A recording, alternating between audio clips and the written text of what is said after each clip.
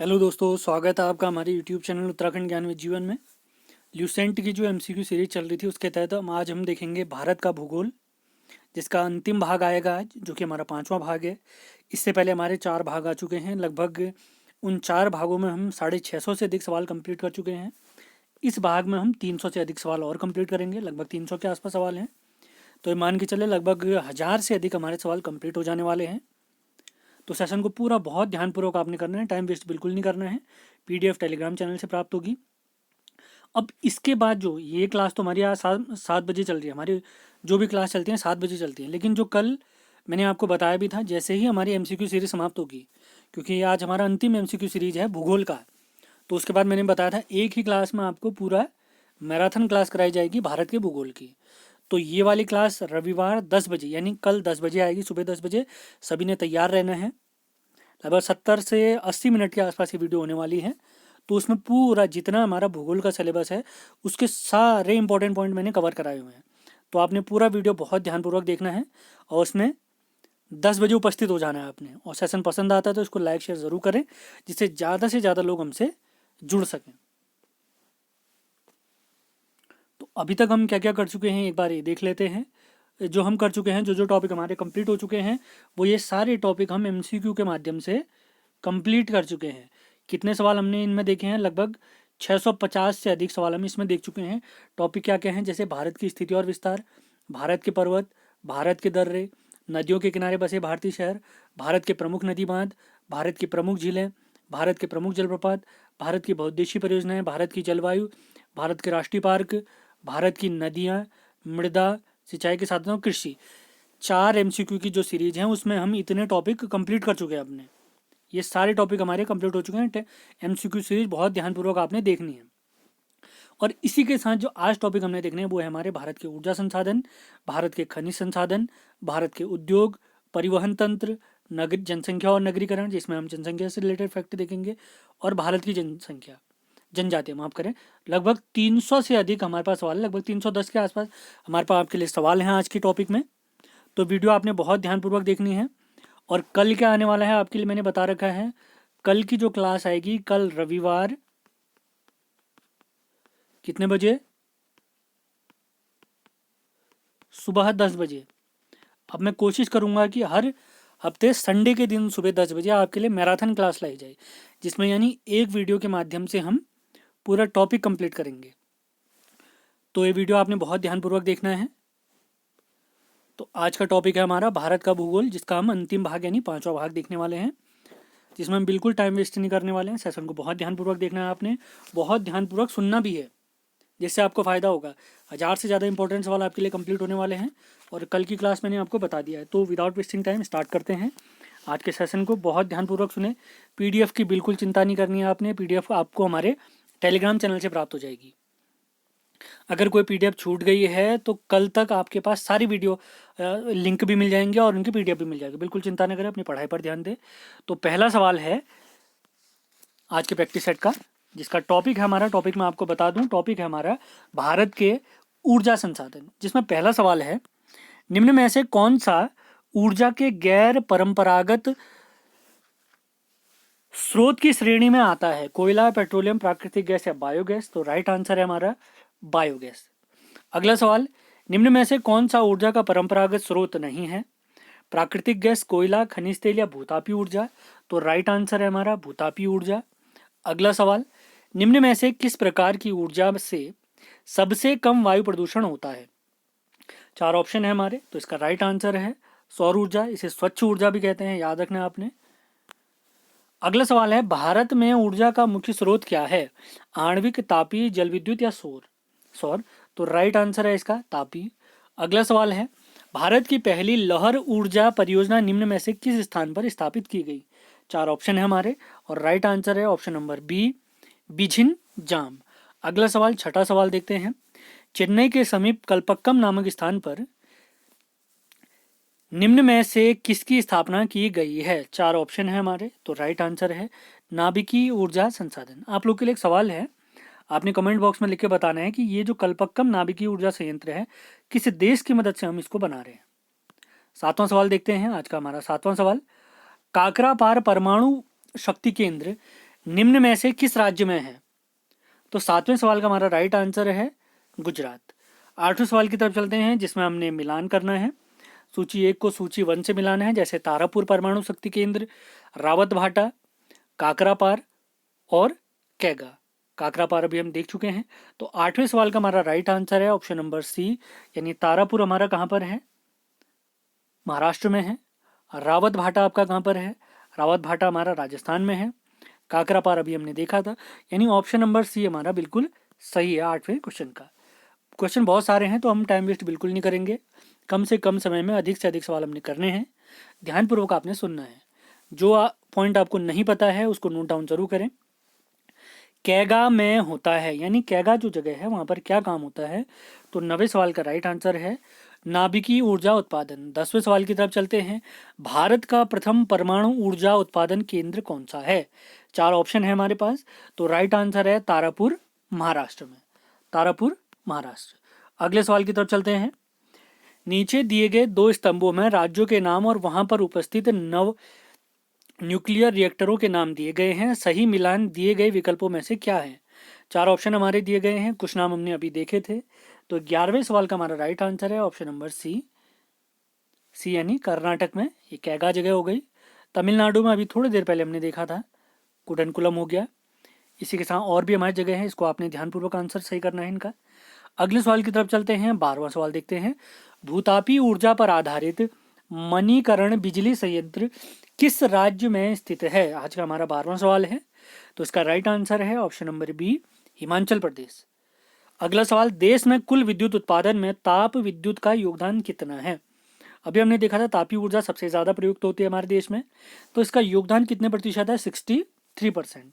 अगले सवाल की तरफ चलते हैं। 14वां सवाल, तलचर एवं इन्नौर उल्लेखनीय है, किस काम के लिए उल्लेखनीय है?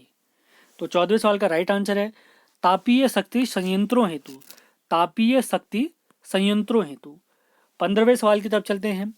राष्ट्रीय ताप विद्युत निगम एनटीपीसी की निम्नलिखित केंद्रों एवं संबंधित राज्यों को सुमेलित कीजिए। सिंगरौली, कोरबा, रामागुंडम और कहलगांव। तो 15वें सवाल का राइट आंसर है ऑप्शन नंबर बी। सिंगरौली कहाँ पर है? मध्य प्रदेश में है। कोरबा कहाँ पर है? छत्तीसगढ़ में है। इसी के साथ हमारा रामागुंडम कहाँ पर है? ये तेलंगाना में हो गया।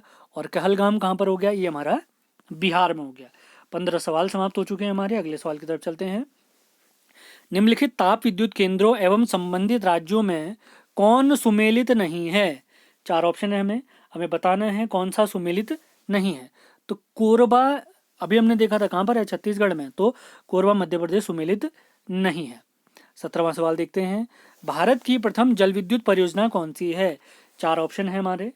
तो 17वें सवाल का हमारा राइट आंसर है ऑप्शन नंबर सी, कावेरी नदी पर शिव समुद्रम परियोजना। ऑप्शन के हिसाब से यही सही जवाब है। अगला सवाल देखते हैं। 18वां सवाल, चूखा जल विद्युत परियोजना जो कि भारत एवं भूटान की संयुक्त परियोजना है, यह किस नदी पर बनाई गई है? मोस्ट इंपॉर्टेंट सवाल मान के चलें। तो इसका राइट आंसर है ऑप्शन नंबर सी, वांगचू नदी पर। 19वें सवाल की तरफ चलते हैं। महात्मा गांधी जल विद्युत परियोजना स्थित है, ये कहाँ स्थित है, किस नदी पर स्थित है, ये हमने बताना है। तो इसका राइट आंसर है यह परियोजना हमारे कर्नाटक में शरावती नदी पर स्थित है। अगले सवाल की तरफ चलते हैं। 20वां सवाल, दुलहस्ती जल विद्युत परियोजना स्थित है, कहाँ और किस राज्य में स्थित है, ये हमने बताना है, यानी कौन सी नदी पर स्थित है। तो 20वें सवाल का हमारा राइट आंसर है option number B, Jammu Kashmir में चिनाब नदी पर। अगले सवाल की तरफ चलते हैं। 21वां सवाल, लोकटक जल विद्युत परियोजना, जल शक्ति परियोजना किस राज्य में स्थित है? 4 ऑप्शन है हमारे। तो 21वें सवाल का राइट आंसर है मणिपुर। 22वें सवाल की तरफ चलते हैं।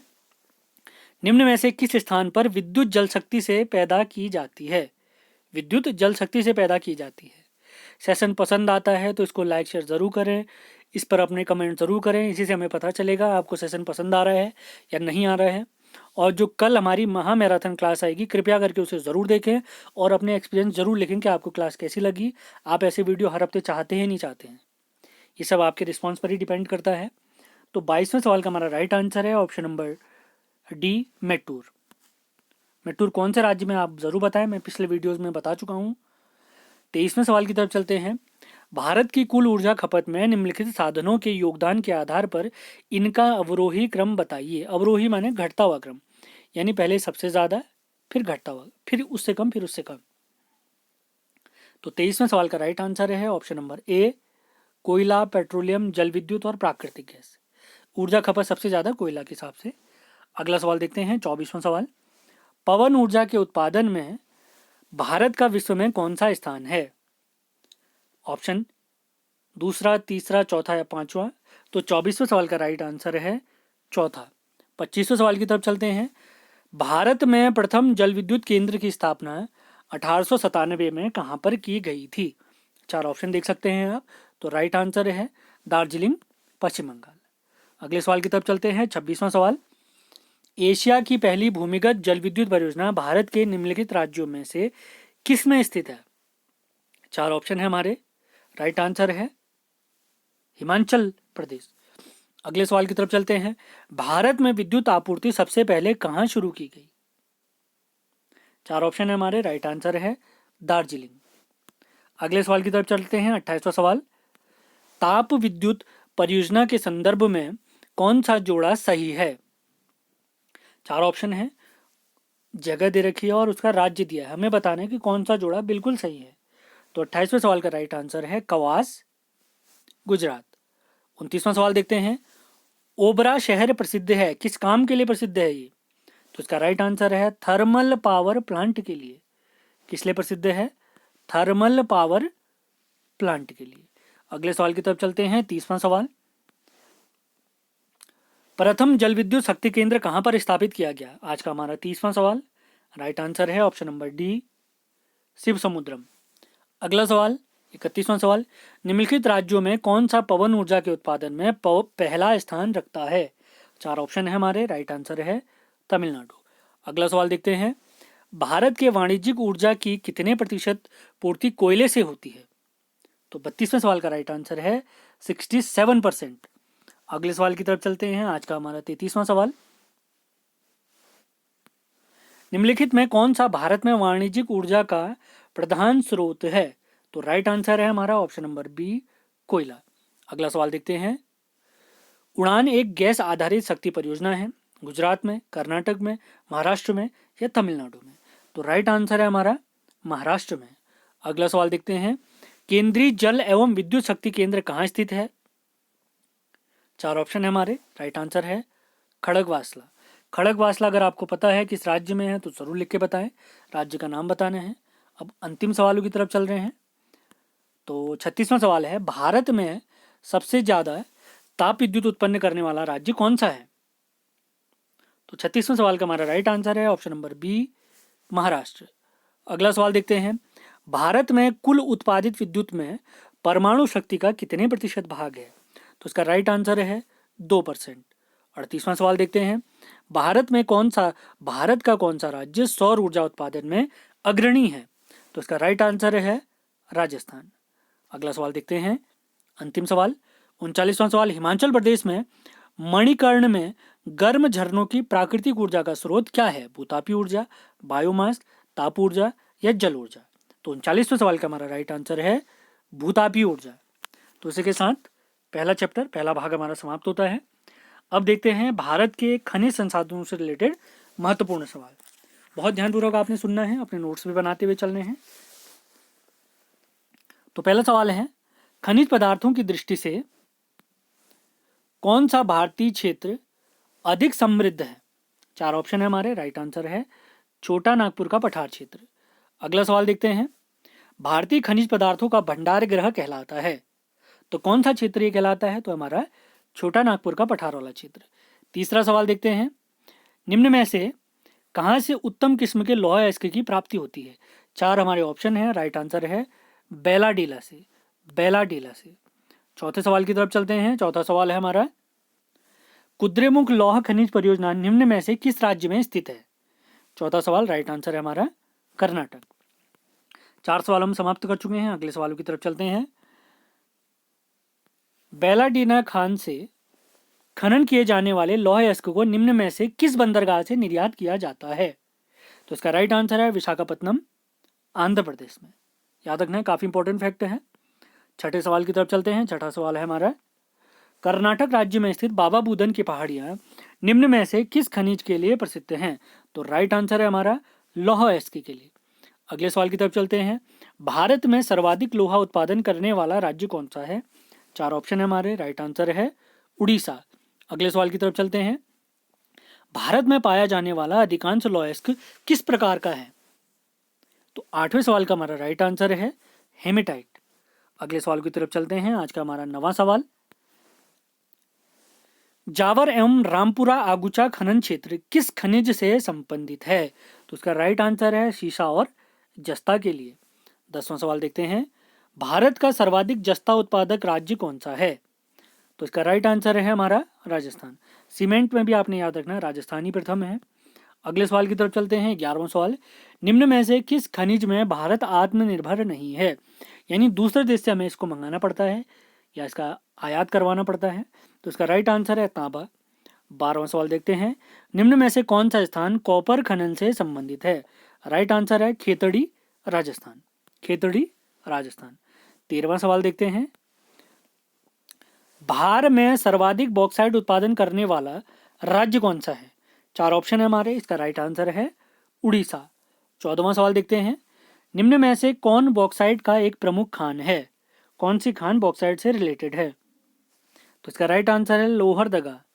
अगला सवाल देखते हैं। 15वां सवाल, पलामू एवं लोहरदगा निम्न में से किस खनिज के लिए प्रसिद्ध है? ये तो ऊपरी सवाल में हम देख चुके हैं, तो इसका राइट आंसर है बॉक्साइट।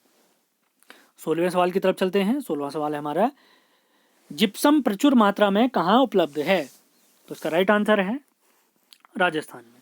अगला सवाल देखते हैं। निम्न में से कौन सा राज्य भारत में मैग्नीज का सर्वाधिक उत्पादन करता है? तो इसका राइट आंसर है ऑप्शन नंबर सी तमिलनाडु। अगला सवाल देखते हैं। कोडरमा किस खनिज उत्खनन के लिए प्रसिद्ध है? तो इसका राइट आंसर है अभ्रक।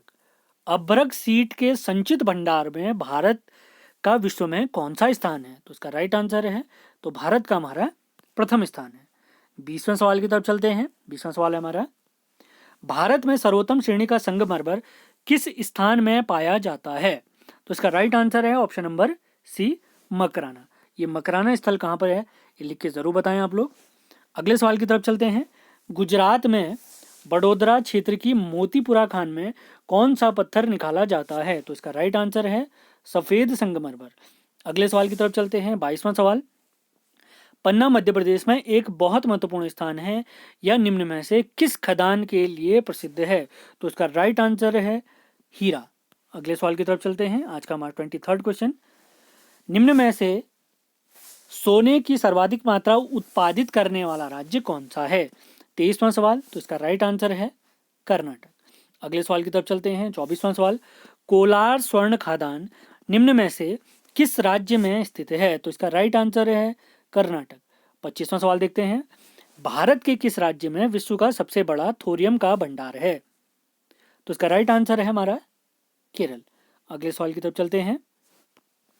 भारत में अभ्रक का सर्वाधिक उत्पादक राज्य कौन सा है? 26वां सवाल, तो इसका राइट आंसर है option number D Andhra Pradesh. 27वें सवाल की तरफ चलते हैं। 27वां सवाल, निम्न में से किस आणविक खनिज के संचित भंडार की दृष्टि से भारत विश्व में प्रथम स्थान रखता है? तो इसका राइट आंसर है थोरियम। उत्खनन करना इसका भी बाकी है, उत्खनन के लिए भी शुरू अभी चल रहे हैं इस पर शोध। 28वां सवाल, टंगस्टन उत्पादन के लिए प्रसिद्ध डेगाना खान किस राज्य में स्थित है? तो इसका राइट आंसर है हमारा राजस्थान। 29वां सवाल देखते हैं। सूची 1 को सूची 2 से मिलाना है।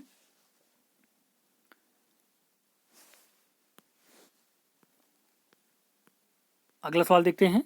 देश के कुल कोयला उत्पादन में झारखंड की भागीदारी कितने प्रतिशत है? तो 30वें सवाल का हमारा राइट आंसर है 20%। अगले सवाल की तरफ चलते हैं। 31वां सवाल, झारखंड में कोयला की खानें कहाँ स्थित हैं, यानी कौन सी जगह पे स्थित हैं? तो इसका राइट आंसर है झरिया में, काफी फेमस स्थल है।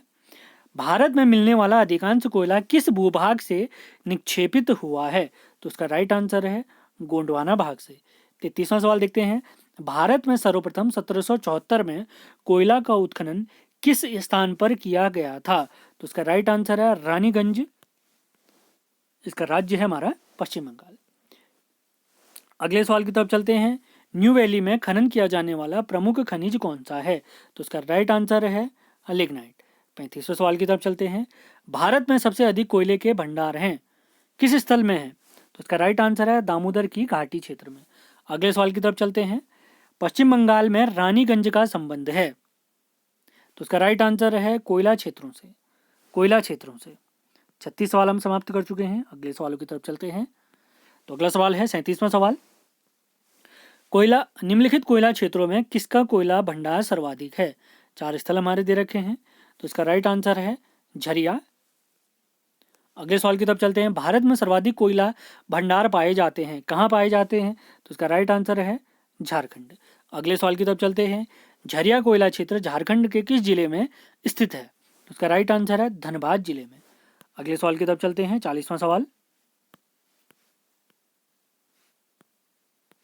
निम्नलिखित में से किस नदी घाटी को भारत का रूर कहा जाता है? तो इसका राइट आंसर है दामोदर नदी घाटी क्षेत्र को भारत का रूर कहा जाता है। अगला सवाल। संचित भंडार एवं उत्पादन की दृष्टि से भारत का सबसे बड़ा कोयला क्षेत्र कौन सा है? तो इसका राइट आंसर है दामोदर घाटी कोयला क्षेत्र। 42वां सवाल देखते हैं। कौन सा कथन हमें बताना है असत्य है? तो इसका राइट आंसर है ऑप्शन नंबर डी, यहाँ पर बिल्कुल गलत है। असत्य कथन बताना है। भारत में कोयला का संचित भंडार मुख्यतः 78 डिग्री पूर्वी देशांतर के पश्चिम में पाया जाता है। यह कथन बिल्कुल असत्य है। तो थोड़ा कठिन सवाल है वनडे एग्जाम के लिए। अगले सवाल की तरफ चलते हैं।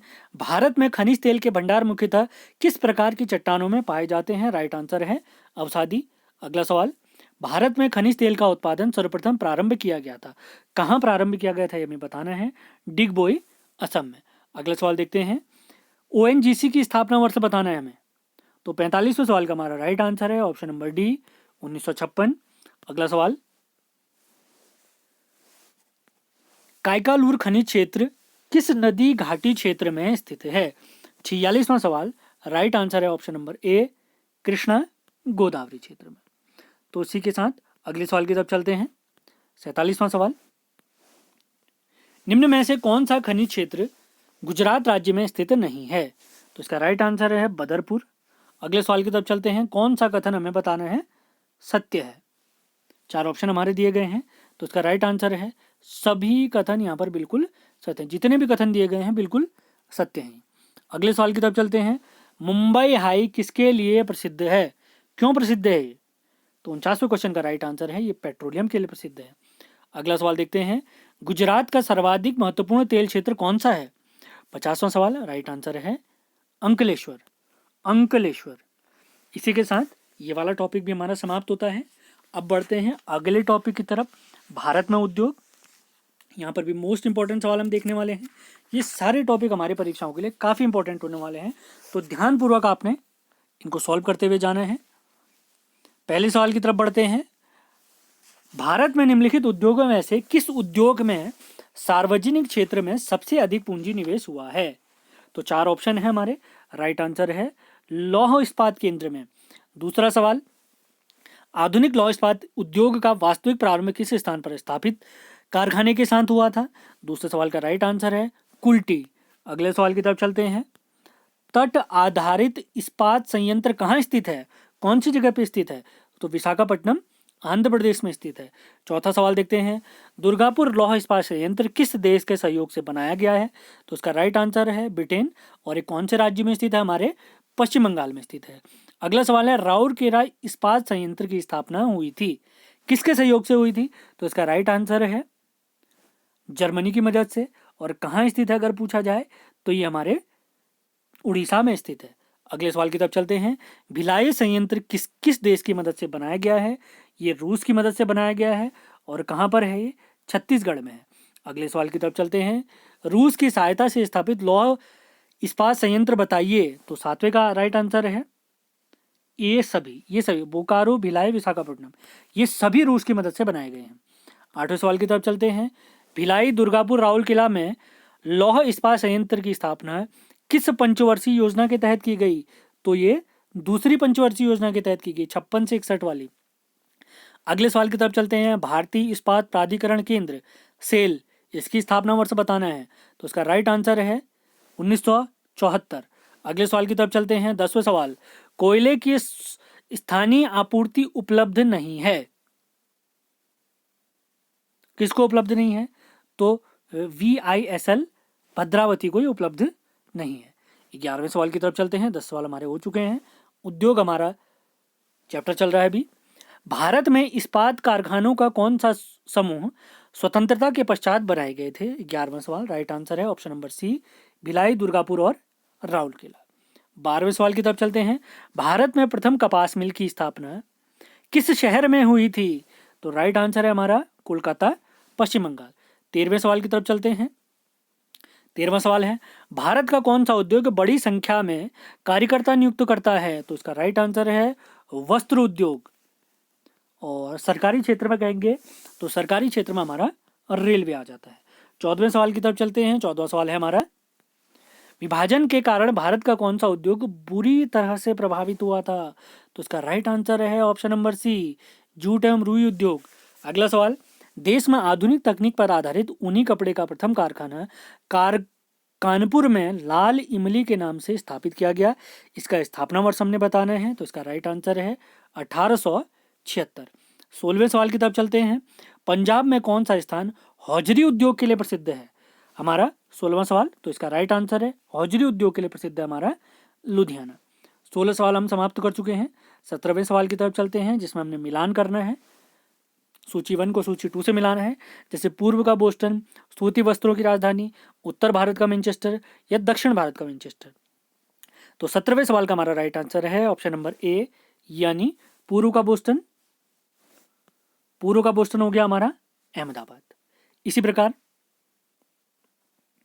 सूती वस्त्रों की राजधानी मुंबई, उत्तर भारत का मैनचेस्टर कानपुर, दक्षिण भारत का मैनचेस्टर कोयम्बटूर। ये सारे क्षेत्र सूती वस्त्रों के लिए फेमस है, इसी वजह से इनको इस नाम से जाना जाता है।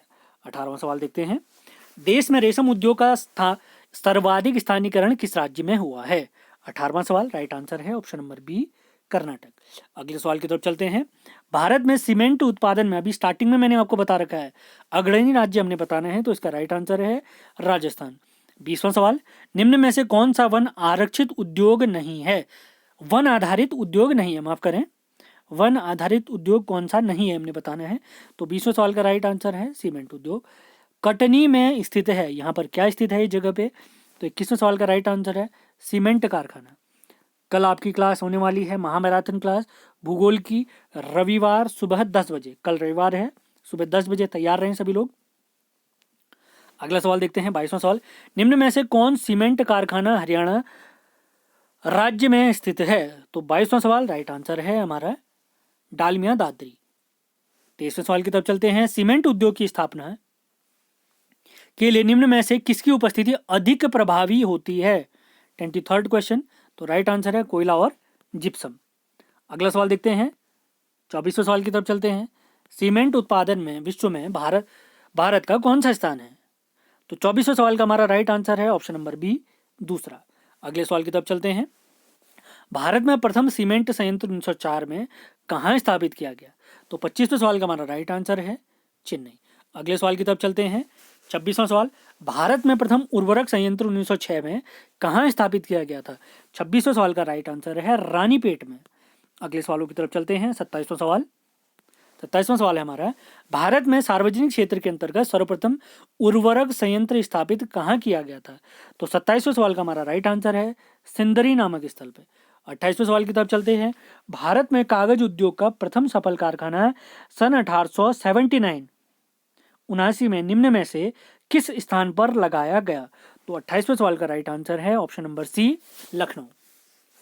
29वें सवाल की तरफ चलते हैं। 29वां सवाल है हमारा, भारत में अधिकांश कागज कारखाने पश्चिम बंगाल राज्य में स्थित होने का क्या कारण है? तो 29वें सवाल का हमारा राइट आंसर है उपरोक्त सभी, हमारे सारे ऑप्शन बिल्कुल सही हैं। जैसे कच्चे माल की पर्याप्त प्राप्ति, कोलकाता की विशाल जनसंख्या द्वारा देश के सबसे बड़े कागज बाजार की उपलब्धता, रानीगंज एवं झरिया से शक्ति के साधन के रूप में कोयले की प्राप्ति भी होती, इस वजह से ये क्षेत्र काफी महत्वपूर्ण है। अगले सवाल की तरफ चलते हैं। 30वां सवाल, नेपानगर में स्थित सबसे महत्वपूर्ण उद्योग कौन सा है? 30वां सवाल राइट आंसर है अखबारी कागज। कई बार परीक्षाओं में पूछा भी गया है, ध्यान रखना है हमने। अगले सवाल की तरफ चलते हैं। 31वां सवाल, भारी मशीन प्लांट कहाँ स्थित है? 31वां सवाल, तो राइट आंसर है ऑप्शन नंबर डी। यहाँ पे क्लियर नहीं छपा है, मैं आपको बता देता हूं। तो भारी उद्योग जो हमारा मशीन प्लांट है वो हमारा ऑप्शन नंबर डी यहाँ पर है, रांची, आपने ध्यान रखना है। अगले सवाल की तरफ चलते हैं। बरौनी निम्न में से किस उद्योग के लिए प्रसिद्ध है? आज का 32वां सवाल। तो राइट आंसर है हमारा ऑप्शन नंबर ए, तेल शोधन उद्योग के लिए प्रसिद्ध है। अगले सवाल की तरफ चलते हैं। डीजल लोकोमोटिव कारखाना कहाँ स्थित है? राइट आंसर है ऑप्शन नंबर सी, वाराणसी। अगले सवाल की तरफ चलते हैं। कानपुर किस लिए प्रसिद्ध है? तो राइट आंसर है चमड़ा उद्योग के लिए प्रसिद्ध है। अगले सवालों की तरफ चलते हैं। महाराष्ट्र स्थित पिंपरी नामक स्थल क्यों प्रसिद्ध है? एंटीबायोटिक उद्योग के लिए प्रसिद्ध है। अगले सवाल की तरफ चलते हैं। 36वां सवाल, देश की प्रमुख मोटर निर्माता कंपनी मारुति उद्योग लिमिटेड कहाँ स्थित है? तो राइट आंसर है गुड़गांव, हरियाणा। अगले सवाल की तरफ, देश की प्रमुख जीप निर्माता company Mahindra and Mahindra company limited किस स्थान पर स्थित है? 37वां सवाल, राइट आंसर है ऑप्शन नंबर सी, पुणे। अगले सवाल की तरफ चलते हैं। पुरानी वीडियो आपने जरूर देखने हैं, कल वाली वीडियो में आपको बहुत मजा आएगा। सुबह तैयार रहें सभी लोग। अगले सवाल की तरफ चलते हैं। भारत का सबसे महत्वपूर्ण लघु उद्योग कौन सा है? तो इसका राइट आंसर है हथकरघा उद्योग। अगले सवाल की तरफ चलते हैं। 39वां सवाल, भारत के किस नगर को इलेक्ट्रॉनिक उद्योग की राजधानी कहा जाता है? तो 39वें सवाल का राइट आंसर है ऑप्शन नंबर बी, बंगलौर। अगले सवाल की तरफ चलते हैं। 40वां सवाल, निम्नलिखित में से किस उद्योग में सर्वाधिक संख्या में महिलाएं कार्यरत हैं? तो राइट आंसर है चाय उद्योग। अगला सवाल, निम्न में से कौन सा तेल शोधनशाला खनिज तेल क्षेत्र के समीप ही स्थापित की गई है? तो राइट आंसर है ऑप्शन नंबर बी, नून माटी। अगले सवाल की तरफ चलते हैं। हमारा 42वां सवाल देखते हैं। तो 42वां सवाल है, बरौनी तेल शोधक कारखाने की स्थापना किस देश के सहयोग से की गई है? 4 ऑप्शन है हमारे। राइट आंसर है पूर्व सोवियत संघ, जिसको आजकल हम रशिया भी कहते हैं। अगला सवाल देखते हैं, जिसमें सूची 1 को सूची 2 से मिलाना है। 43वां सवाल, जैसे सूची 1 में है कांच उद्योग, पीतल उद्योग, स्लेट उद्योग, हस्त निर्मित कालीन उद्योग, इनको हमने सूची 2 से मिलाना है। तो 43वां सवाल का राइट आंसर है ऑप्शन नंबर ए, यानी कांच उद्योग हमारा फिरोजाबाद, पीतल उद्योग मुरादाबाद, स्लेट उद्योग मकरपुर और हस्त निर्मित कालीन उद्योग ये हमारा मिर्जापुर में हो गया। अगले सवाल की तरफ चलते हैं। हमारा 44वां सवाल, सूची 1 को सूची 2 से मिलाना है। जैसे जामनगर, हासपेट, कोरबा, हल्दिया। तो 44वें सवाल का हमारा राइट आंसर है ऑप्शन नंबर बी, यानी जामनगर जो हमारा प्रसिद्ध है ऊनी वस्त्र के लिए प्रसिद्ध है। इसी के साथ हासपेट हमारा प्रसिद्ध है लोहा एवं इस्पात के लिए, और कोरबा प्रसिद्ध है एल्यूमिनियम के लिए, और हल्दिया प्रसिद्ध है उर्वरक के लिए। अगले सवाल की तरफ चलते हैं। अब इसी के साथ ये वाला टॉपिक भी हमारा समाप्त होता है। अगला जो टॉपिक है हमारा, भारत में परिवहन वाला टॉपिक स्टार्ट होने वाला है। तो बहुत सारे सवाल हमने यहाँ पर तैयार करे हैं आपके लिए, तो बहुत ध्यानपूर्वक आपने सुनना है, नोट्स बनाते हुए चलने। अगर कोई सवाल आपको इंपॉर्टेंट लगता है तो स्टार्ट करते हैं विदाउट वेस्टिंग टाइम। पहला सवाल, विश्व की विशालतम सड़क प्रणालियों में भारत का कौन सा स्थान है? तो राइट आंसर है भारत का दूसरा स्थान है। दूसरे सवाल की तरफ चलते हैं। नवीनतम उपलब्ध आंकड़ों के अनुसार देश में सड़कों की कुल लंबाई कितनी है? तो राइट आंसर है 58.98 लाख किलोमीटर। अब लगभग इससे ज्यादा हो गई है, लगभग ऑप्शन के हिसाब से यह बिल्कुल सही है। तीसरा सवाल देखते हैं। भारत के कुल यात्री परिवहन में सड़क परिवहन का कितने प्रतिशत योगदान है? 87%। अगले सवाल की तरफ चलते हैं। चौथा सवाल, पक्की सड़कों की लंबाई की दृष्टि से भारत में अग्रणी राज्य कौन से हैं? चौथा सवाल राइट आंसर है ऑप्शन नंबर सी, महाराष्ट्र और मध्य प्रदेश। अगले सवाल की तरफ चलते हैं। आज का 5वां सवाल, सड़कों की कुल लंबाई के आधार पर राज्यों का अवरोही क्रम बताइए। अवरोही क्रम माने घटता हुआ क्रम हमने बताना है, पहले सबसे ज्यादा फिर उससे कम।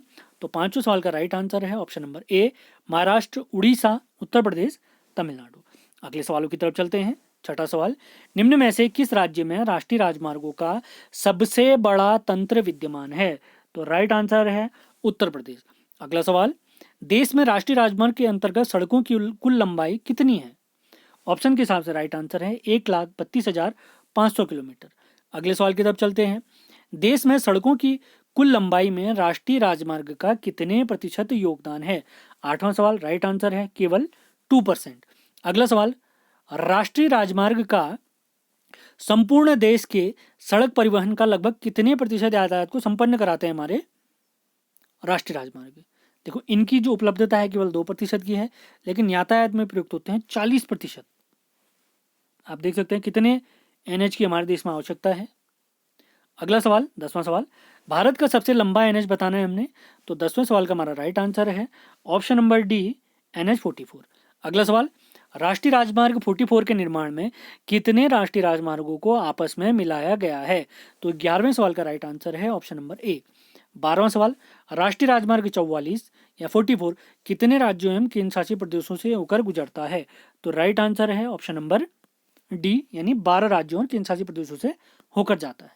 अगला देखते हैं, राष्ट्रीय राजमार्ग 66 को पहले किस नाम से जाना जाता था? तो राइट आंसर है NH 17।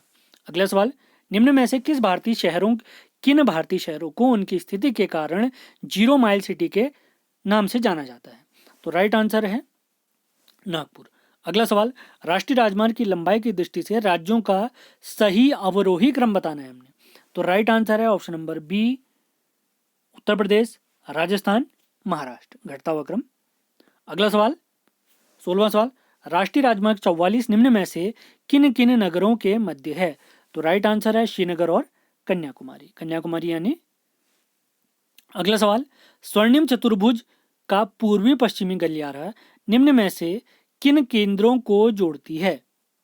17वां सवाल, राइट आंसर है सिलचर एवं पोरबंदर को। सिलचर असम में, पोरबंदर हमारा गुजरात में। अगले सवाल की तरफ चलते हैं, उत्तर दक्षिण व पूर्व पश्चिम कॉरिडोर सुपर हाईवे का मिलन कस्बा कौन सा है?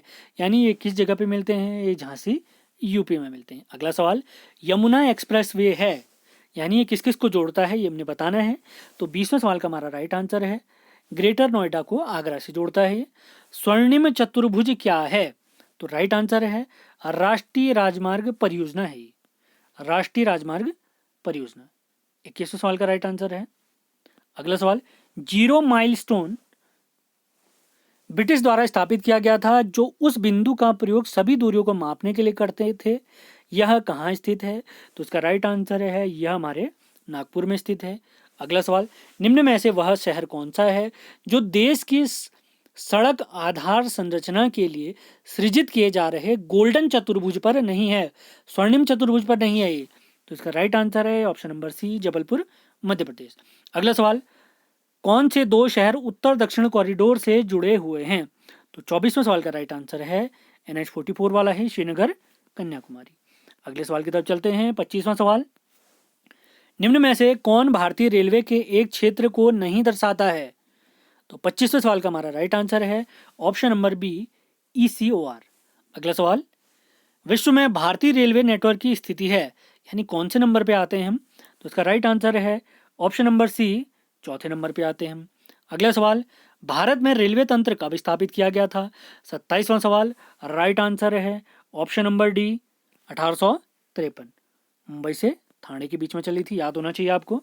अगला सवाल, भारत में प्रथम रेलवे लाइन किसके शासन में बिछाई गई थी? तो 28वें सवाल का राइट आंसर है डलहौजी के समय पे। अगला सवाल, भारतीय रेलवे की सर्वप्रथम रेलगाड़ी गवर्नर जनरल लॉर्ड डलहौजी के शासनकाल में बोरीबंदर छत्रपति शिवाजी टर्मिनल से ठाणे के बीच चली थी, ये कब से कब तक चली थी हमने बताना है। तो 29वें सवाल का राइट आंसर है 16 अप्रैल 1853। सन हमने अभी ऊपर देखा था, यहाँ पर डेट भी आ गई। अगला सवाल, भारत का सबसे लंबा रेलवे प्लेटफॉर्म कहाँ पर स्थित है? तो राइट आंसर है option number D, Gorakhpur, Uttar Pradesh. Konkan railway किसे जोड़ता है? अगला सवाल, राइट आंसर है ऑप्शन नंबर बी, रोहा से मंगलुरु को। अगला सवाल, 32वां सवाल, पूर्वोत्तर भारत के किस राज्य में रेल मार्ग नहीं है? तो 32वें सवाल का राइट आंसर है ऑप्शन नंबर ए, सिक्किम। अगले सवाल की तरफ चलते हैं, आज का हमारा 33rd क्वेश्चन, देश की सबसे तेज चलने वाली रेलगाड़ी कौन सी है? 33वें सवाल का राइट आंसर है गतिमान एक्सप्रेस। अगले सवाल की तरफ चलते हैं, पैलेस ऑन व्हील्स की तर्ज पर नई रेलगाड़ी डेक्कन ओडिसी का परिचालन किस राज्य से हो रहा है? तो 34वें सवाल का राइट आंसर है महाराष्ट्र से। अगले सवाल की तरफ चलते हैं। भारत की कौन सी रेलगाड़ी अपनी यात्रा में सबसे लंबी दूरी तय करती है? तो 35वें सवाल का राइट आंसर है विवेक एक्सप्रेस। कितने किलोमीटर? 4283 किलोमीटर। अगला सवाल, भारत और पाकिस्तान के बीच चलने वाली रेलगाड़ी का नाम बताइए। तो राइट आंसर है समझौता एक्सप्रेस। अगले सवाल की तरफ चलते हैं। 37वां सवाल, कोंकण रेल मार्ग निम्न में से किस पर्वत श्रृंखला से होकर गुजरता है? 37वां सवाल, राइट आंसर पश्चिमी घाट। अगला सवाल, कोंकण रेल मार्ग की लंबाई बताइए। Right answer 760 kilometre. अगला सवाल, कोंकण रेल मार्ग किन किन राज्यों से होकर गुजरता है? 39वां सवाल, right answer Maharashtra, Karnataka, Goa, Kerala. Option number C बिल्कुल सही जवाब। अगले सवाल की तरफ चलते हैं। 40वां सवाल, भारतीय रेल के कुल परिचालन मार्ग का कितने प्रतिशत भाग विद्युतीकृत है? तो राइट आंसर है 47.09%। ऑप्शन नंबर डी सही है 40वें सवाल का। 41वां सवाल, भारतीय रेल को कितने क्षेत्रों में विभाजित किया गया है? Right answer option number D 18। दक्षिण पश्चिम रेलवे का मुख्यालय कहां पर स्थित है? 42वां सवाल, राइट आंसर है हुबली। अगला सवाल, पूर्व मध्य रेलवे का मुख्यालय कहां पर स्थित है? 43वां सवाल, राइट आंसर है हाजीपुर। अगला सवाल 44वें सवाल की तरफ चलते हैं। उत्तर पश्चिमी रेलवे का मुख्यालय कहाँ स्थित है? 44वें सवाल का राइट आंसर है जयपुर। अगला सवाल, भारत में कितने प्रकार के रेल मार्ग स्थित हैं? राइट आंसर है 3 प्रकार के, नैनो गेज, ब्रॉड गेज और मीटर गेज। रेल पथ के ब्रॉड गेज की लंबाई या चौड़ाई कितनी होती है, ये हमने बताना है। 46वें सवाल का राइट आंसर है ऑप्शन नंबर सी 1.676। अगला सवाल, भारत में प्रथम विद्युत ट्रेन कब चली थी? 47वां सवाल, राइट आंसर है 1925। अगले सवाल की तरफ चलते हैं। भारत की प्रथम विद्युत संचालित रेलगाड़ी कौन सी थी? 48वें सवाल का राइट आंसर है डक्कन क्वीन। अगला सवाल, भारत के किस नगर में 2 रेलवे जोन का मुख्यालय स्थित है? 49वां सवाल, राइट आंसर मुंबई। अगला सवाल, कुल केंद्रीय कर्मचारियों का कितने प्रतिशत भारतीय रेलवे में कार्यरत है? 50वां सवाल, राइट आंसर है 40%। अगला सवाल, भारतीय रेलवे के अंतर्गत रेलमार्ग की कुल कितनी लंबाई स्थित है? 51वां सवाल, right answer option number D 67,415। अगला सवाल देखते हैं। 52वां सवाल, कोंकण रेलमार्ग निम्न में से किस पर्वत श्रृंखला से होकर गुजरता है?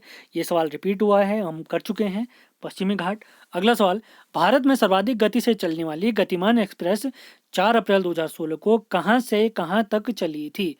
ये इतिहास के लिए भी इंपॉर्टेंट सवाल हो गया। तो राइट आंसर है हजरत निजामुद्दीन से आगरा तक। अब चलते हैं, हमारे 4 टॉपिक हमारे समाप्त हो चुके हैं। अगले टॉपिक की तरफ, जनसंख्या एवं नगरीकरण की तरफ चलते हैं। 4 टॉपिक हम बहुत बढ़िया से कर चुके हैं। सेशन बहुत ध्यान से देखना है। सेशन पसंद आता है तो इसको लाइक और शेयर भी ज़रूर करना है आपने। बहुत मेहनत से आपके लिए वीडियो बनाए जा रहे हैं। तो स्टार्ट करते हैं। पहला सवाल है, भारत में पहली जनगणना कब हुई थी? तो पहले सवाल का राइट आंसर है 1872। दूसरे सवाल की तरफ चलते हैं। भारत में पहली बार जनगणना किसके कार्यकाल में संपन्न हुई? तो दूसरे सवाल का राइट आंसर है लॉर्ड मेयो के काल में। अगला सवाल, भारत में जनगणना का क्रमवार आकलन कब से प्रति 10 वर्ष के अंतराल में किया जाने लगा? यानी किस वर्ष से स्टार्ट किया गया इसको? दशकी, तो 1881 से। अगला सवाल, भारत में पहली पूर्ण जनसंख्या वर्ष कब से स्टार्ट किया गया? तो चौथे सवाल का राइट आंसर है 1881। फिर इसके बाद हर 10 वर्ष में यह की गई है। अगला सवाल देखते हैं। जनसंख्या की दृष्टि से विश्व के 5 बड़े देशों में भारत का कौन सा स्थान है? ये तो ऑब्वियस सा सवाल है। पहले स्थान पे चाइना, दूसरे में भारत। छठा सवाल, 2011 की जनगणना के अनुसार भारत की जनसंख्या कितनी है? छठा सवाल, right answer option number D 121.08 crore. 2011 की जनगणना के अनुसार विश्व की कुल जनसंख्या में भारत की भागीदारी कितनी है? तो 7वें सवाल का हमारा राइट आंसर है 17.5%। अगले सवाल की तरफ चलते हैं। भारत में प्रतिवर्ष किस देश की जनसंख्या के बराबर वृद्धि हो रही है? तो 8वें सवाल का राइट आंसर है ऑस्ट्रेलिया। 8 सवाल हम समाप्त कर चुके हैं। 9वें सवाल की तरफ चलते हैं। 9वां सवाल है, निम्न में से किस वर्ष को भारत के जनसांख्यिकी इतिहास में वृहद विभाजक वर्ष के नाम से जाना जाता है? ग्रेट डिवाइडिंग ईयर के नाम से जाना जाता है। तो राइट आंसर है ऑप्शन नंबर सी। 10वां सवाल देखते हैं। 2011 की जनगणना भारतीय जनगणना इतिहास में कौन सी जनगणना थी? तो 10वें सवाल का राइट आंसर है 15वीं। अगला सवाल देखते हैं, 2011 की जनगणना स्वतंत्रता प्राप्ति के बाद कौन सी जनगणना थी? तो इसका राइट आंसर है 1951 में सबसे पहली हुई थी स्वतंत्रता के बाद। आप हिसाब लगा सकते हैं, राइट आंसर है 7वीं। अगला सवाल देखते हैं, 12वां सवाल, जनगणना कितने वर्ष के अंतराल में एक बार की जाती है? तो 12वें सवाल का हमारा राइट आंसर है 10 वर्ष में। अगला सवाल, 2011 की जनगणना के अनुसार सर्वाधिक जनसंख्या वाला राज्य कौन सा है? तो 13वें सवाल का राइट आंसर है उत्तर प्रदेश, ये तो हम जानते ही हैं। अगला सवाल देखते हैं, 14वां सवाल, जनसंख्या के आधार की दृष्टि से भारत का सबसे छोटा राज्य कौन सा है? तो इसका राइट आंसर है सिक्किम।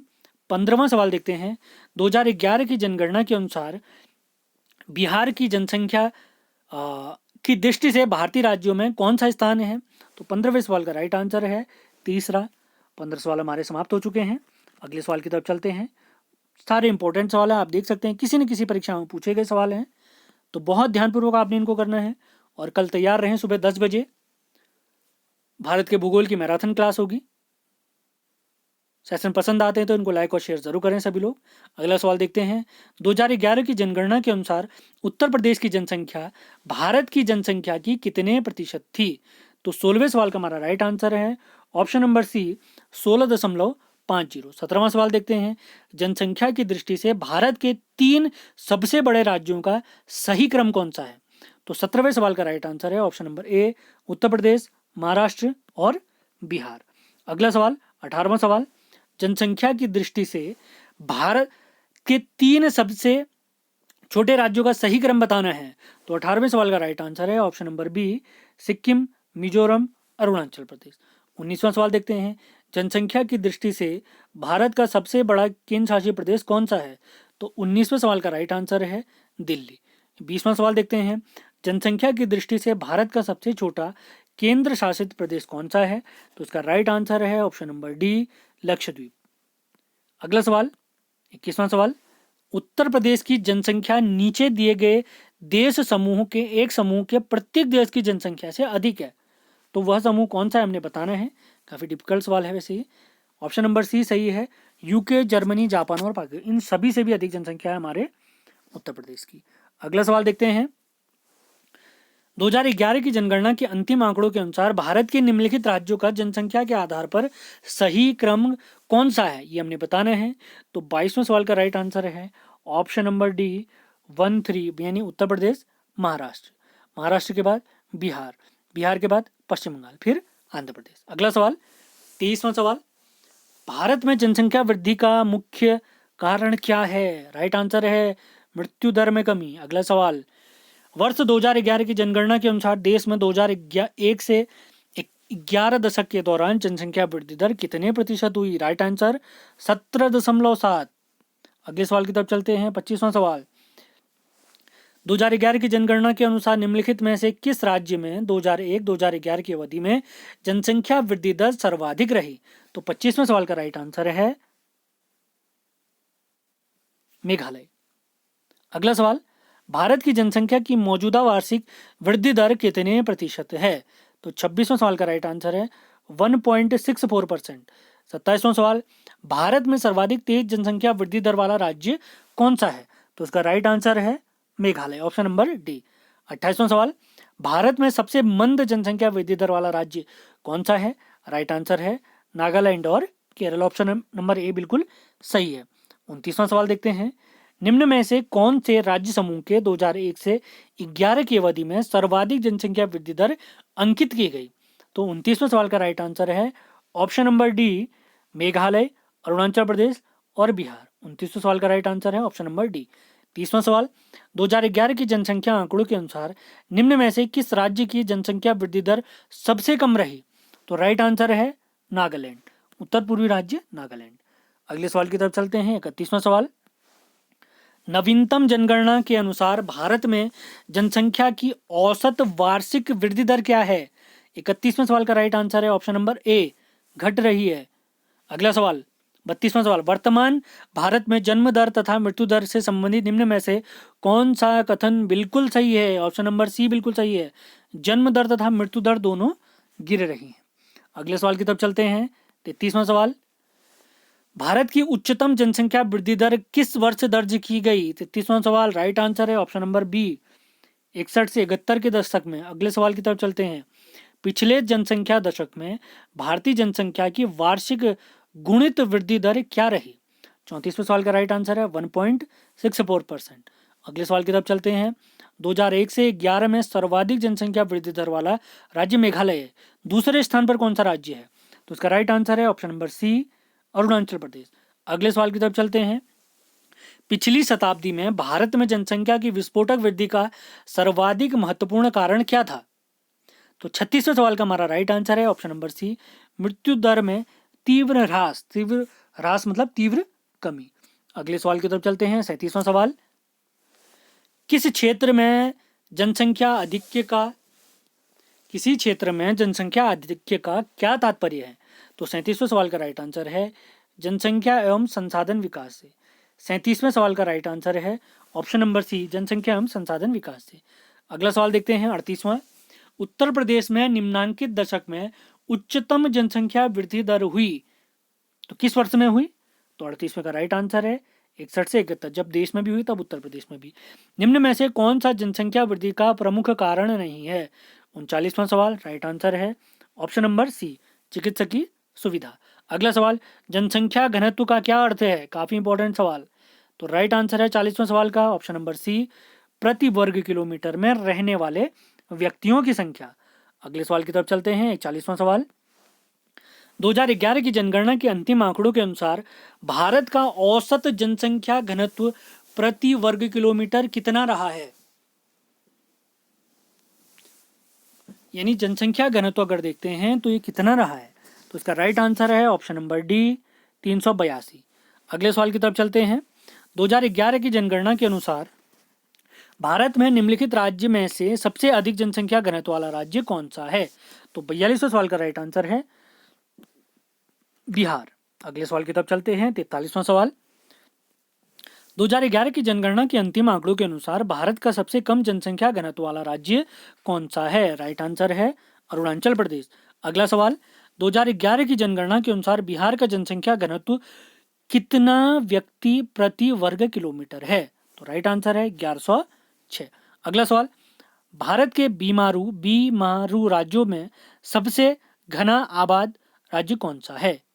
तो 45वें सवाल का राइट आंसर है बिहार। अगले सवाल की तरफ चलते हैं। 46वां सवाल, वर्ष 2011 की जनगणना के अनुसार उत्तर प्रदेश राज्य का जनघनत्व बताइए। तो 46वें सवाल का हमारा राइट आंसर है ऑप्शन नंबर डी, 829। 46वें सवाल का राइट आंसर है ऑप्शन नंबर डी। अगला सवाल देखते हैं। भारत में निम्नांकित महानगरीय नगरों में से किसका जनसंख्या घनत्व सबसे कम है? 47वें सवाल की तरफ बढ़े हैं हम। तो 47वें सवाल का हमारा राइट आंसर है ऑप्शन नंबर डी, चेन्नई। अगला सवाल है, सूची 1 को सूची 2 से मिलाना है। सूची 1 को सूची 2 से मिलाना है। एक तरफ राज्य दिए हैं, एक तरफ जनसंख्या घनत्व दिया है। बिहार का भी हमने देखा था, तो इसके हिसाब से राइट आंसर है option number C. Option number C बिल्कुल सही है। बिहार का हमने देखा था 1106। इसी प्रकार भी उत्तर प्रदेश का भी देखा था हमने, तो इस हिसाब से बिल्कुल सही जवाब है। केरल का है 829, उत्तर प्रदेश का है 860। उत्तर प्रदेश का माफ करें, केरल का 860, उत्तर प्रदेश का 829 और पश्चिम बंगाल का 1028। अब चलते हैं हमारे भूगोल के अंतिम टॉपिक की तरफ, भारत की जनजातियां। लगभग 30 से 40 सवाल यहाँ पर भी हैं आपके पास। बहुत ध्यानपूर्वक आपने सुनना है। सेशन पसंद आता है तो कृपया करके इसको लाइक ज़रूर करें। शेयर भी कर सकते हैं अगर शेयर करना चाहें तो आप। तो पहला सवाल है हमारा, पनियान तथा इरुला जनजातियां किस राज्य में निवास करती हैं? 4 ऑप्शन है हमारे पास। तो पहले सवाल का हमारा राइट आंसर है केरल। दूसरे सवाल की तरफ चलते हैं। दफला तथा सेंपो जनजातियां किस प्रदेश में निवास करती हैं? Right answer Arunachal Pradesh. अगले सवाल की तरफ चलते हैं। तीसरा सवाल, लेप्चा तथा भूटिया जनजातियों का निवास स्थान कहाँ है? Right answer Sikkim. अगला सवाल, चौथा सवाल, निम्नलिखित केंद्र शासित प्रदेशों में से ओंजो जनजाति के लोग किस में रहते हैं? ओंजो जनजाति के लोग किस में रहते हैं? राइट आंसर अंडमान निकोबार द्वीप समूह क्षेत्र में। अगले सवाल की तरफ चलते हैं। आदिवासी समूह सहारिया का संबंध किस राज्य से है? तो 5वें सवाल का राइट आंसर है राजस्थान। अगले सवाल की तरफ चलते हैं। छठा सवाल, निम्न में से कौन सी एक राजस्थान की जनजाति नहीं है? तो छठे सवाल का राइट आंसर है डोगरी। अगला सवाल, मुंडा जनजाति कहाँ निवास करती है? तो सातवें सवाल का राइट आंसर है झारखंड। अगला सवाल, भील जनजाति मुख्य रूप से कहाँ निवास करती है? तो तीनों राज्यों में निवास करती है, राजस्थान में भी, गुजरात में भी और मध्य प्रदेश में भी। अगले सवाल की तरफ चलते हैं। हमारा नवां सवाल है, कुकी जनजाति के लोग कहाँ रहते हैं? राइट आंसर है मणिपुर में। गारो खासी जनजातियां किस राज्य में निवास करती हैं? मेघालय में निवास करती हैं। आवो जनजाति संबंधित है, किससे संबंधित है? राइट आंसर है असम से। अगला सवाल, गोंड जनजाति का निवास क्षेत्र बताइए। तो 12वें सवाल का हमारा राइट आंसर है आंध्र प्रदेश। अगले सवाल की तरफ चलते हैं। निम्न में से किस राज्य में मुख्यतः कुकी जनजाति निवास करती है? 13वें सवाल का राइट आंसर है मणिपुर। अगला सवाल, भारत का सबसे बड़ा जनजाति समूह कौन सा है? 14वां सवाल, राइट आंसर है गोंड। निम्न में से कौन सी जनजाति मौसमी प्रवास से संबंधित है? राइट आंसर है ऑप्शन नंबर बी। आगे बढ़ने से मैं पहले आपको बता देता हूँ, एमसीक्यू सीरीज इसी प्रकार चलते रहेंगी हमारी। एक नया सब्जेक्ट हम पकड़ेंगे। तो अगले हफ्ते से मैंने आपको बता रखा है कि हम उत्तराखंड भी स्टार्ट करने वाले हैं। उत्तराखंड में अजय रावत की बुक, BS नेगी की बुक और परीक्षा वाणी को हमने समाप्त करना है। लेकिन सबसे पहले हम पकड़ेंगे हमारा अजय रावत जी को। अजय रावत जी का जो इतिहास वाला बुक है उसको पकड़ेंगे। इस पिछले साल जितनी परीक्षाएं हुई ज़्यादातर अजय रावत से काफ़ी कुछ हमारे सवाल फंसे हुए हैं, तो अजय रावत पे मेन फोकस देंगे। उसी के साथ ही अन्य किताबें पकड़ी जाएंगी और इसी के साथ शाम 7 बजे हमारे लगातार प्रैक्टिस चलेंगे, जिसमें अगला जो सब्जेक्ट हम स्टार्ट करने वाले हैं पॉलिटी के MCQ स्टार्ट कराने वाला हूँ मैं। और उत्तराखंड के वन लाइनर और हिंदी के MCQ वो तो लगातार चलते रहेंगे, उसकी चिंता बिल्कुल नहीं करनी है। MCQ लगातार चलते रहेंगे। अजय रावत वाला वैसे मैं सोचा है मैंने कि सुबह के टाइम पे 10-11 बजे डाले जाएं वीडियो, लेकिन जैसा टाइम फिक्स लगेगा मुझे, जैसा मुझे टाइम होगा उस हिसाब से मैं वीडियो ज़रूर डालूंगा। तो आपने लगातार बने रहना है, सेशन देखने हैं लगातार, और शाम 7 बजे अब से लगातार वीडियो आएंगे और आपको पूरा टाइम दिया जाएगा आंसर देने के लिए। अभी ये जो हमने टॉपिक स्टार्ट करे थे भूगोल के, इसमें मैं चाह रहा था कि कम से कम समय में हमारे ज़्यादा से ज़्यादा सवाल कंप्लीट हो जाए, लेकिन अब जो हम 7 बजे से प्रैक्टिस स्टार्ट करेंगे सोमवार या मंगलवार से, तो उसमें आपको फुल टाइम दिया जाएगा आंसर देने के लिए। आप तैयार रहेंगे। और सब्जेक्ट हम कौन सा स्टार्ट करेंगे? पॉलिटी स्टार्ट करेंगे। उत्तराखंड और हिंदी वाला तो लगातार चलेगा, उसकी चिंता बिल्कुल ना करें आप लोग। अगले सवाल की तरफ चलते हैं। 15वां सवाल, निम्न में से कौन सी जनजाति में मौसमी प्रवास से संबंधित है? तो 15वें सवाल का राइट आंसर है भोटिया जनजाति। अगला सवाल, चेंचू जनजाति किस प्रदेश में निवास करती है? राइट आंसर है ये करती है आंध्र प्रदेश में निवास। अगला सवाल, ओराव जनजाति किस राज्य से संबंधित है? राइट आंसर है ये झारखंड से संबंधित है। अगला सवाल, टोडा जनजाति कहाँ पाई जाती है? तो 18वें सवाल का हमारा राइट आंसर है नीलगिरी पहाड़ियों में पाई जाती है। 19वां सवाल, झारखंड राज्य की सबसे बड़ी जनजाति बताइए। तो इसका राइट आंसर है संथाल। गारो जनजाति पाई जाती है, ये कहाँ पाई जाती है? मेघालय में पाई जाती है। अगला सवाल, बोडो निवासी हैं, ये कहाँ के निवासी हैं? तो इसका राइट आंसर है गारो पहाड़ी के। अगला सवाल, गद्दी ये लोक निवासी कहाँ के हैं? 22वां सवाल, राइट आंसर है हिमाचल प्रदेश। अगला सवाल 23rd क्वेश्चन, निम्नलिखित स्थानों में से कहाँ पर शोम्पेन जनजाति पाई जाती है? तो राइट आंसर है निकोबार द्वीप समूह में। अगला सवाल, सहारिया जनजाति मुख्यतः निवास करती है। तो राइट आंसर है राजस्थान में निवास करती है। अगला सवाल, भील जनजाति कहाँ निवास करती है? तो 25वें सवाल का राइट आंसर है ये महाराष्ट्र में निवास करती है। अगला सवाल, भारत की निम्नलिखित जनजातियों में से कौन बहुपतित्व की प्रथा मानती है? कौन सी जनजाति बहुपतित्व की प्रथा मानती है? तो 26वें सवाल का राइट आंसर है सी, यानी जौनसारी और टोडा जनजाति। अगले सवाल की तरफ चलते हैं। भारत की सर्वाधिक बड़ी जनजाति कौन सी है? 27वां सवाल, राइट आंसर है गोंड जनजाति। अगला सवाल 28वां सवाल, बिरहोर का शाब्दिक अर्थ क्या है? तो इसका राइट आंसर है जंगल का आदमी। अगला सवाल, धुमकुरिया किस जनजाति की सामाजिक संस्था है? 29वां सवाल, राइट आंसर ओराव जनजाति का। अगले सवाल की तरफ चलते हैं, अंतिम सवालों की तरफ बढ़े हम। निम्नलिखित राज्यों में से किसमें अधिसूचित जनजाति नहीं पाई जाती है, यानी ST नहीं पाई जाती है? तो 30वें सवाल का राइट आंसर है ऑप्शन नंबर बी, हरियाणा। अगला सवाल, निम्नलिखित जनजातियों में से कौन सी केरल में पाई जाती है? तो राइट आंसर है चेंचू। अगला सवाल, निम्नलिखित में से किस राज्य में जनजातीय समुदाय की पहचान नहीं की गई है? तो 32वें सवाल का राइट आंसर है हरियाणा। अभी हम ऊपर देख चुके हैं। थारू जनजाति पाई जाती है, कहाँ पाई जाती है? तराई प्रदेश में पाई जाती है। अगला सवाल, निम्न में से कौन सा जनजातीय समूह मणिपुर में पाया जाता है? तो 34वें सवाल का राइट आंसर है कुकी। अगला सवाल, अहोम जनजाति भारत के किस राज्य से संबंधित है? तो 35वें सवाल का राइट आंसर है ऑप्शन नंबर ए, असम में। अगले सवाल की तरफ चलते हैं। नाच गाकर अपनी जीविका कमाने वाली दक्षिणी राजस्थान की जनजाति कौन सी है? तो इसका राइट आंसर है गरासिया। अगला सवाल, 37वां सवाल, भील जनजाति भारत में सर्वाधिक पाई जाती है? तो इसका राइट आंसर है Madhya Pradesh. Option number C बिल्कुल सही है। अंतिम 3 सवाल की तरफ चलते हैं।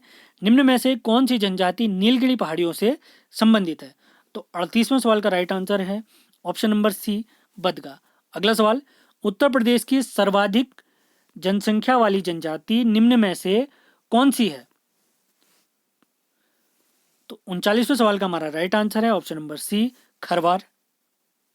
अगला सवाल, निम्न में से कौन सी जनजाति उत्तर प्रदेश और उत्तराखंड से संबंधित है?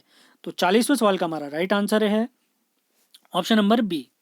तो इसी के साथ जो हमारा भूगोल का प्रैक्टिस सेट चल रहा था वो समाप्त होता है। भूगोल के हमारे 5 प्रैक्टिस सेट हमने देखे। उम्मीद है ये सेशन आपको पसंद आए होंगे, आपने ध्यानपूर्वक इनको सुना होगा, ध्यानपूर्वक आपने इनके नोट्स ज़रूर बनाए होंगे। पीडीएफ आपको हमारे टेलीग्राम चैनल से प्राप्त हो जाएगी। कल आपके लिए जो स्पेशल क्लास है मैंने आपको पहले ही बता दिया है, कई बार मैं इस क्लास में भी अनाउंस कर चुका हूँ।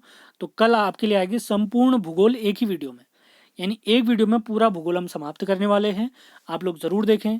ये वाला सेशन आपको पसंद आया, पिछली क्लास आपको पसंद आती है तो इसको लाइक करना है, शेयर करना है। चैनल में अगर आप नए हैं तो चैनल को सब्सक्राइब ज़रूर करें। आपको लगता है कि आपको इसको शेयर करना चाहे तभी शेयर करें। आपको लगता है आपको इनसे फ़ायदा हो रहा है तभी लाइक करें, अन्यथा न करें। आप डिसलाइक भी कर सकते हैं, कोई दिक्कत नहीं है। तो मिलते हैं अगले लेक्चर में। कल सभी लोग तैयार रहें। धन्यवाद।